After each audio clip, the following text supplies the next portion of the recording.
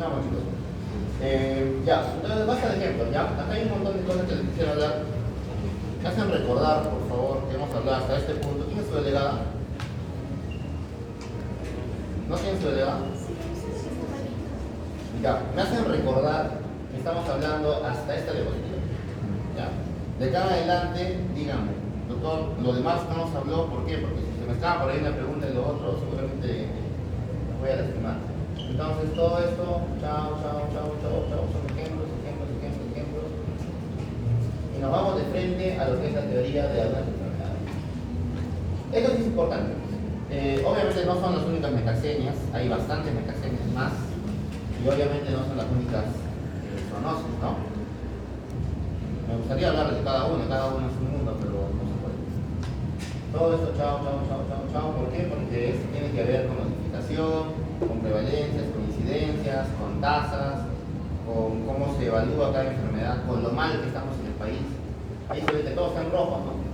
Todo está en rojo, ¿por qué? Porque lastimosamente, como médicos, como personal de salud, somos muy mediocres. Si ustedes compararan lo que pasa con otros países, el grado de notificación, el grado de investigación de cada enfermedad está en otro nivel. Y lastimosamente nosotros tenemos todo en rojo. Es porque no nos han dado esta clase, ¿no? Me encantaría poder hablar de epidemiología esto para que cuando sean internos, cuando sean residentes aprendan a notificar las cosas, pero no va a ser posible. Bueno, vamos a hablar un poquito de enfermedades, ¿ya? Esto es el dengue. Le voy a tocar solamente dengue y malaria porque el tiempo es bien cortito. Es un tipo de virus. Tiene, según esto, 4 serotipos, en realidad son 5, ¿no? Cuando nosotros tenemos dengue, normalmente se genera un tipo de respuesta inmune protectiva. Esta respuesta protectiva dura más o menos un año para todos los serotipos de dengue, pero dura toda la vida para el serotipo que nos produjo el dengue en ese momento, ¿ya? Pero sin embargo, existe un tipo de respuesta inadecuada, puede ser muy deficiente, muy contraproducente cuando vuelven a tener dengue por otro serotipo. O sea, nuestro cuerpo puede responder de una manera hiperinflamatoria, generando una enfermedad muy severa por dengue. O sea, pónganse que ustedes van allá a la selva y nunca les dio dengue. La primera vez la pueden pasar bien, pero la segunda vez, cuando tengan otro serotipo de dengue, quizás van a tener dengue con signos de alarma o inclusive pueden morirse. Entonces hay que tenerlo en cuenta. O sea, la inmunidad protectiva de dengue hasta cierto punto, pero la respuesta inflamatoria por otro serotipo es algo muy severo. ¿Ya? Ahí nos dicen unas particularidades del virus, proteínas estructurales, no estructurales, eso también es importante, pero eso es para un tema de hablar de, digamos, biología molecular. No lo vamos a tocar ahora, pero me interesa mucho, pero eso es para otro momento. El reservorio, obviamente, es el mosquito Aedes aegypti, o si no, el Aedes albopictus, ¿no? El aegypti es el más conocido. Ojo, ya existe en Arequipa, está en nuestro litoral, así que pronto van a conocer dengue, ¿no? Y el dengue es una cosa que te mueve todo, ¿no? Toda la economía, toda la ambientación, todo el personal de un hospital cambia totalmente cuando tengamos un brote de dengue. Yo estaba en selva y la mortalidad por dengue es altísima, ¿no? La morbilidad peor todavía, o sea, te abarrota un hospital, te condiciona por completo qué es lo que se va a hacer respecto a la enfermedad, ¿no? Se acaban todos los insumos, se acaba la hidratación. Ojo, el manejo para el dengue es netamente rehidratación, netamente, ¿no? Porque no existe otro tipo de medicamento o algo que pueda convivir la enfermedad, ¿no? Eso lo realizan ustedes, son los tiempos en que demora la formación desde un huevo, larva, la salida de la larva pupa hasta que pueda evolucionar a un mosquito adulto. Luego, el tiempo de incubación del dengue puede variar de 3 a 7 días promedio dentro del vector para que pueda convertirse en un vector contagioso. Después hay un periodo de incubación en el ser humano que también dura entre 3 hasta 2 semanas máximo. Por si acaso, si ustedes en algún momento de su vida ven un paciente que hace una fiebre con artralgia o exantemática, que es más o menos la forma de presentación del dengue, y es un paciente que viene del trópico, siempre hay que buscar dengue, siempre y cuando haya estado por lo menos, o digo como máximo, 2 semanas antes en alguna zona donde existía dengue. Hoy en día en Arequipa no hay, ¿no? pero en el litoral, o sea, en Islay, en Camaná, en Caravelí ya se encuentra el vector para dengue. O sea que un paciente que viene de esas zonas también está dentro del grupo de riesgo, ¿no? Y si les hablo de notificación, hay una ficha de notificación y ya tienen que tener, tener en cuenta que tienen que saber llenarla y pedir prueba para dengue. Tienen una fase aguda, NS1, tienen una fase después de los 5 días, inmunoglobulina M para dengue. Ya, eso es importante, lo voy a tocar también acá. La clínica, ¿cuál es? ¿No? En los primeros días, básicamente hay una fase de incubación asintomática. Esos días pueden ser 4 a 7, inclusive puede ser más, ¿no? Hasta 2 semanas como les dije. Luego, la fase sintomática tiene en promedio 1 a 3 días, puede ser un poco más por si acaso. La clínica del dengue es dolor, digamos, dolor retroorbitario importante, cefalea muy marcada, malestar, fatiga, desgano, inapetencia, hiporexia, puede haber náuseas, vómitos, diarrea, dolor artrálgico y puede haber un exantema hasta en un 30-40% de personas antes de que aparezcan todos estos síntomas, como una fase prodrómica, ¿no? Y después de esa fase viene una fase que se llama fase crítica. Curiosamente, la fase crítica está acompañada de una defervescencia de la sintomatología aguda. O sea, el paciente se siente mejor, ¿ya? Durante unas horas o no sé, hasta un día quizás, baja la fiebre, calma la clínica, el paciente mismo refiere que ya está bien, ¿no? Y ahí comienza el problema. Porque esa fase crítica nos está hablando justamente del empeoramiento, de la aparición de signos de alarma. Pero los signos de alarma para el dengue, lo voy a comentar en un momento, son los que nos tienen que hacer preocupar. Esos son los que nosotros tenemos que tener, digamos, en contexto para poder decidir qué se hace con el paciente. Se hospitaliza, dependiendo de varias cosas, ¿no? Dependiendo de qué tan lejos vive el centro de salud, si entiende la enfermedad, si puede o no puede hidratarse, si tiene o no tiene economía, si es un anciano, si es una gestante, si es un niño, si es un inmunosuprimido. Ahorita vamos a definir eso, cómo se debe manejar. Lastimosamente en el dengue, la inexperiencia de algunos colegas hace que no dejen en observación o no refieran o no hospitalicen a un paciente que tiene factor de riesgo. Y a las 24 horas el paciente se muere, porque el dengue es muy mortal cuando está mal manejado. Ya lo van a ver, en el futuro lo van a ver. Y luego la fase crítica, que ya vamos, son unas 72 horas de promedio, mientras está la fase, digamos, con toda esta clínica, puede haber un montón de complicaciones que también lo voy a exponer en un momento. Si el paciente va bien, sobrevive, que obviamente ocurre en la mayoría de casos, va a ser el 95% de casos, va bien, va a haber una fase de convalecencia, ¿no? A la fase posterior al dengue. Esta fase de convalecencia a veces está acompañada de un exantema secundario y también va acompañada de un cuadro de fatiga, que puede durar inclusive meses, ¿no? La fatiga post-dengue. Acá está la clínica, que lo he comentado, ya lo realizan ustedes. Y acá está un poquito de la patología del dengue, ¿no? Tal vez esta sea la parte incómoda, ¿no? La que no les gusta ver. La patogenia, la fase de las interacciones moleculares para el dengue, ¿no? A grandes rasgos, ¿ya?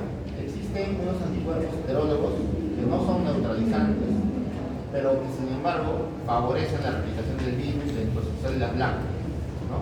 Y existen unos anticuerpos homólogos que son los neutralizantes, pero lastimosamente estos anticuerpos homólogos que son producidos por los linfocitos tipo B, que son la parte humoral del sistema inmune, terminan generando una alteración cruzada que es la que justamente genera la enfermedad. O sea, tense cuenta que la enfermedad, el microorganismo como tal, no es el que genera el condicionante mal. ¿Quién lo genera? Nuestro propio cuerpo. ¿Cómo lo genera? Porque hay una reacción cruzada. ¿Qué hacen estos anticuerpos homólogos que neutralizan al virus? También comienzan a producir alteración inflamatoria contra el endotelio, comienzan a producir alteración contra las plaquetas y también contra las proteínas plasmáticas. Entonces, si afectan proteínas plasmáticas, problemas de coagulación, ¿no? Y también alteración de la ¿cuál es la palabra? La presión oncótica, ¿no? Después, alteración de las plaquetas, plaquetopenia, que se ve mucho en el dengue, y luego alteración del endotelio, que va a producir justamente esta vasodilatación con fuga capilar. Entonces, la fuga capilar que produce escape de líquido. El líquido se sale del intravascular y se va a un tercer espacio, y eso nos produce deshidratación severa, No es porque el paciente esté perdiendo líquido por otra causa, no es como una diarrea, no es como el cólera, etc. ¿No? Es porque el líquido se está extravasando y esta extravasación se va notando poco a poco durante los días previos, durante la fase sintomática. Pero en la fase crítica, donde supuestamente ya los anticuerpos han logrado su efecto y han dominado el virus por completo, ya no hay replicación viral y ya no hay estimulación de las interleuquinas, factores de estrés tumoral, y tampoco la fase fagocítica. Obviamente calma aparentemente la enfermedad, pero sin embargo ocurre esta parte inflamatoria, hiperinflamatoria no esperada, y existe la fuga severa de líquidos de tercer espacio, y eso es lo que nos deshidrata. Y al deshidratarnos, el paciente puede entrar en falla multiorgánica, puede entrar en shock, o puede comenzar a hacer hemorragias, porque hay también plaquetopenia y alteración de las proteínas plasmáticas. O sea, esto es básico, ¿no? Para que se entienda lo que realmente produce el dengue. Cada enfermedad tiene una base patogénica y una base molecular, y esa es la forma en que deben entender las enfermedades, para que ustedes más adelante puedan contrarrestar eso. Entonces, si tenemos este problema, ¿cuál sería el tipo de respuesta? ¿Creen ustedes? A ver, alguien que me diga nuevamente otro punto. ¿Qué es lo que se debería hacer? Una palabra súper sencilla para contener la enfermedad severa. Le doy medicamentos para dengue, le doy plaquetas, le doy antiinflamatorios, le doy corticoides. ¿Qué hago? Hidratación. Hidratación.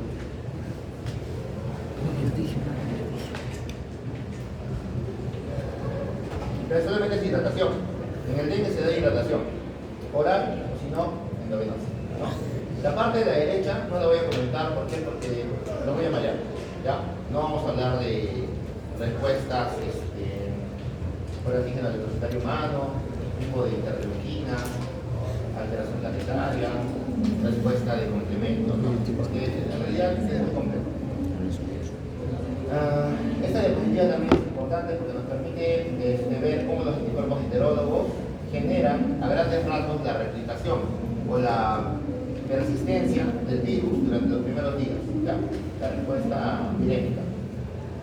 Y esta diapositiva es importante porque esta respuesta inadecuada, inflamatoria, nos va a hacer daño, como hemos dicho, de las células endoteliales, lo cual va a generar fuga capilar, luego alteración de los hepatocitos, que va a generar transaminasemia, que también es algo que se encuentra en el dengue. Y no solamente eso, ¿no? Sino que también el hígado tiene que ver con la formación de factores de coagulación, tiene que ver también con la producción de proteínas, lo cual va a generar una disminución de la presión oncótica, lo cual va a ayudar a que el paciente haga cuadros de hipotensión o shock en el caso del dengue, ¿no? Y apoptosis de los macrófagos. Esta apoptosis o muerte celular macrofágica va a terminar estimulando, o mejor dicho, desestimulando la respuesta inflamatoria correcta, ¿no? La respuesta inflamatoria correcta debería ser por interleuquina tipo 1, tipo 6, tipo 2. Esa es la forma normal, ¿no?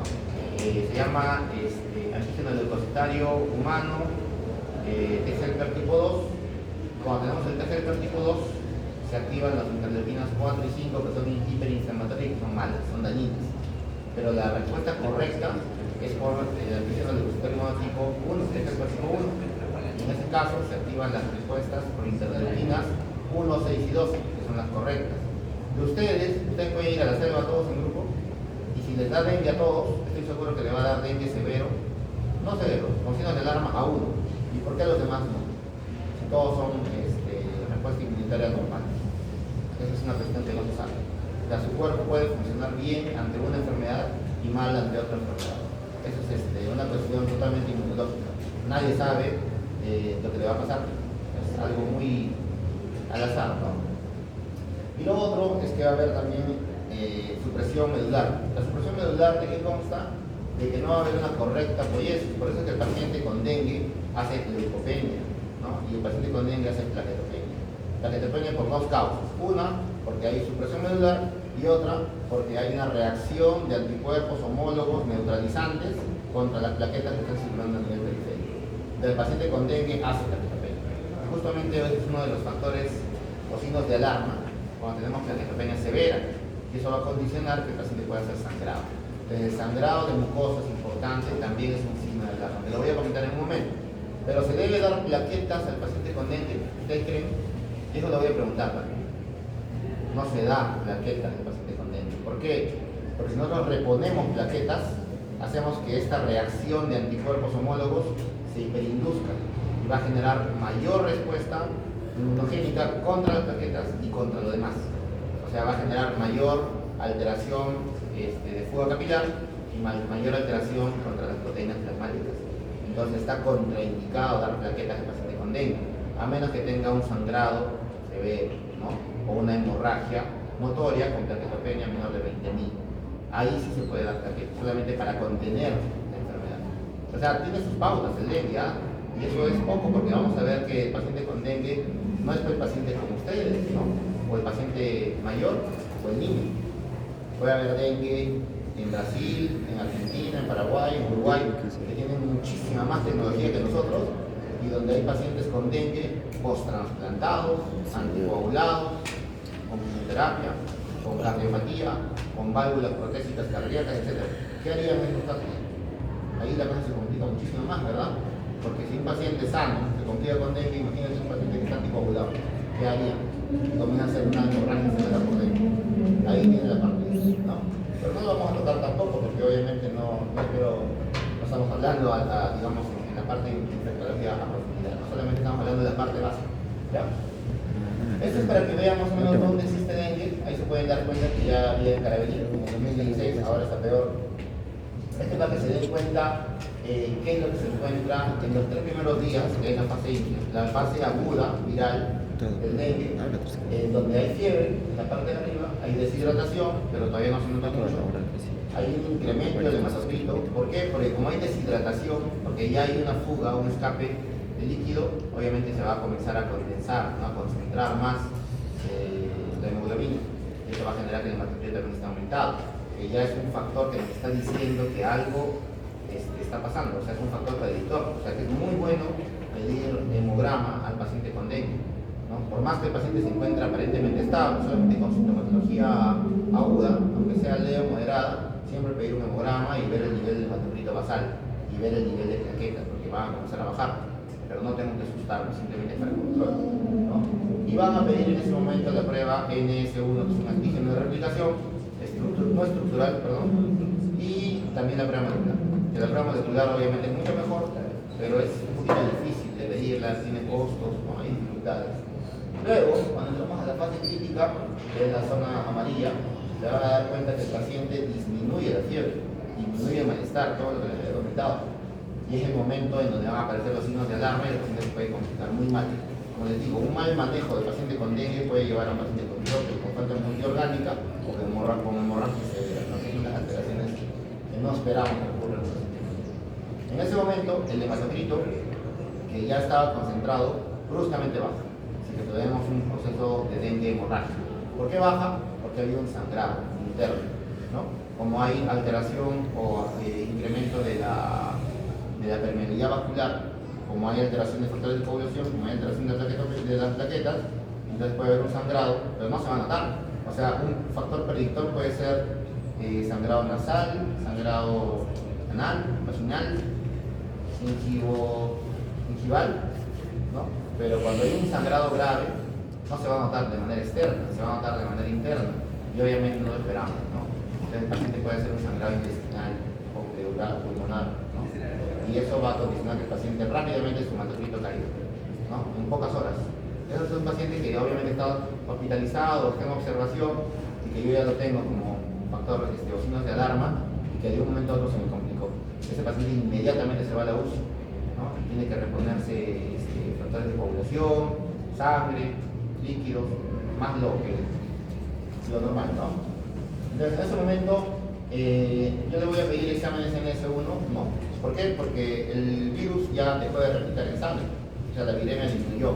Entonces a un paciente que está por encima de los 5 días, no le pido NS1. Lo voy a preguntar también, Es para todas las enfermedades por si acaso. Si hablamos de Chagas, de Leishmania, de malaria, de lo que sea, todas las enfermedades en su fase aguda tienen replicación o tienen antígenos de la enfermedad. Se les pide los antígenos o se les pide la prueba molecular. Pero cuando ya pasaron ciertos días, el microorganismo ya no está presente. Lo que está presente es el anticuerpo. El anticuerpo puede ser bueno, te cuida, te protege, o puede ser malo, te comienza a hiperinflamar. Entonces, cuando ya pasan ciertos días de la enfermedad, yo voy a pedir acuerdo. Y espero que no vea eso cuando ustedes sean internos o residentes, que algún día nos podemos cruzar.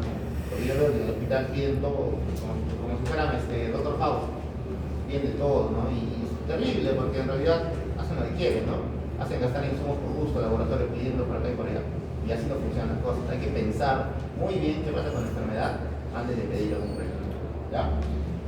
Y en la última fase, obviamente, las plaquetas que comienzan a elevarse son un factor predictor muy bueno. Si yo tengo plaquetopenia y se mantiene durante una fase crítica, ¿cuál es el punto de corte para que yo diga mi paciente está comenzando a mejorar? La fiebre, el malestar, la alteración hemodinámica y todo lo demás desaparece, comienza a mejorar y las plaquetas comienzan a levantar. Si yo tengo dos plaquetas en proceso de elevación durante 24 horas, ese es un factor muy bueno desde el punto de vista para la predicción de cómo tiene la enfermedad, ¿no? Y la serología es confirmatoria, ¿no?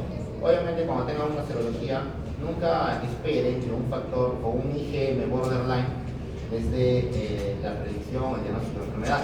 Lo que hay que esperar siempre es la seroconversión del IgG. O sea, un IgG cuantitativo que está positivo en algún momento y que luego duplica o cuadriplica el IgG previo en solo unos días o una semana como máximo, se llama test de avidez. Y la avidez es muchísimo más sensible y específica que cualquier otra prueba para poder hacer el diagnóstico de la enfermedad. Bueno, pero eso ya va a otro tema. No comento nada para que tengan en cuenta. Entonces, cuando es un paciente con dengue sin signos de alarma, aquel paciente que ha estado en una zona del trópico, que digamos no ha pasado más de 2 semanas y que viene con un cuadro febril y que está acompañado de la clínica, ¿no? Exantema, náuseas, vómitos, dolor retroorbital, cefalea, mialgia, artralgia, puede haber petequias, hay una prueba del torniquete también que se puede hacer justamente para ver que hay plaquetopenia. Y esas plaquetas, obviamente bajas, están generando que cuando hagamos un torniquete, el paciente comienza a tener petequias en esa zona después de unos 30 segundos de haber hecho esa prueba de leucopenia, ¿no? Ese es un paciente que si es que está en características de entender la enfermedad, vive cerca, tiene acompañamiento familiar, no tiene comorbilidades, ¿no? Algo así como ustedes, que tienen todo el apoyo necesario, se le puede mandar a la casa. ¿Por qué? Porque no tengo mayor miedo a que se vaya a complicar. Lo mando con hidratación oral, con sintomáticos, evito darle corticoides, evito darle antiinflamatorios no esteroideos, AINES. ¿Por qué? Porque estos pueden desencadenar empeoramiento del dengue. Básicamente porque los AINES y los corticoides a nivel celular tienden a alterar ciertas prostaglandinas que tienen que ver con la respuesta inflamatoria. Y la respuesta inflamatoria es buena, ¿no? Hasta cierto punto, en el mayor porcentaje. Entonces, esta respuesta inflamatoria no debe cortarse, ¿no? Por eso que no se dan AINES ni tampoco corticoides. Se puede dar hasta metamizol, pero lo ideal es dar paracetamol como sintomático. ¿Ya? Ahora, el dengue con signos de alarma, y estos signos de alarma son muy importantes, ¿no? Creo que nos voy a alcanzar para hablar con dengue nada más, a mí eso les conviene, porque les hablo de malaria mucho más grande, mucho más complejo que el dengue. Y les puedo hablar de todo, de Chagas, de Leishmania, por aquí, porque no tengo todas las diapositivas. Entonces, el dengue con signos de alarma es aquel donde, primero que nada, va a haber dolor en el hipocondrio derecho, ¿no? O sea, es un paciente que ya tiene la clínica, puede o no puede tener diagnóstico para dengue, pero sin embargo comienza a ser un dolor que es por fuga de líquido a nivel periliar, ¿no? O alrededor de la vesícula. Y esto está muy contiguo al plexo solar. Entonces, el plexo solar ustedes saben que es una zona muy álgica. Entonces, cuando se irrita, ese dolor va a generar no solamente el dolor, sino también náuseas y vómitos. Entonces, el dolor persistente, ¿no? Que no cede, sin indicación, y que aparte produce náuseas y vómitos incoercibles, ese es el primer signo de alarma que tienen que tener en cuenta. Hay otros signos de alarma, obviamente, ¿no? La plaquetopenia más o menos 50.000, el sangrado de mucosas, y otros signos de alarma más avanzados, ¿no? Como por ejemplo, fenómenos post-deshidratación marcada, ¿no? Por ejemplo, el líquido pleural o el derrame pleural que va a generar disnea, taquipnia, ¿no? O el líquido acítico, solamente es un trasudado, o la falta de presión, ¿no? La hipotimia, la hipotensión, o esa hipotensión puede producir lactacidemia, o la hipotensión también puede producir falta de llegada de sangre al cerebro y te va a llegar a hacer encefalopatía. Entonces, todos los signos de alarma, si se dan cuenta, son muy misteriosamente entendibles, ¿no? Seguramente que van a entender qué es lo que pasa con la parte hemodinámica y todo lo demás va a ir a comenzar a dañar, ¿no? Entonces, están acá todos los signos de alarma, revísenlos, seguramente les voy a preguntar también eso. Y el dengue grave es cuando hay falla orgánica, o sea, el riñón, el hígado, alteraciones de coagulación, problema renal agudo, fibra cerebral importante con un blanco menos de 13 u 11, hipotensión, ya todos los signos de alarma ya no son signos de alarma, ya no son signos de severidad del dengue, ¿no? Entonces, en severidad del dengue, el paciente se quiere. Ahora, ¿cómo voy a yo a definir qué es dengue y cuáles son los diagnósticos diferenciales? Hay un montón de diagnósticos diferenciales. Afortunadamente no son tan severos, salvo enfermedades. Pero ellos también lo revisan para que se den cuenta a grandes rasgos, ¿no? Sobre todo esas que son enfermedades febriles, exangénicas, del trópico, revísenlas para poder entender. Bien, yo creo que ya se está acabando el tiempo, vamos a dar por terminado esto. La última parte sí revisen ustedes, porque si yo me pongo a hablar de cómo voy a hacer la clasificación de gravedad del paciente con dengue, y cómo voy a hacer la terapia, en la terapia sí lo voy a ahogar por completo. Entonces, háganme recordar otra vez que no vamos a hablar de nada de terapia para el dengue, porque las terapias para el dengue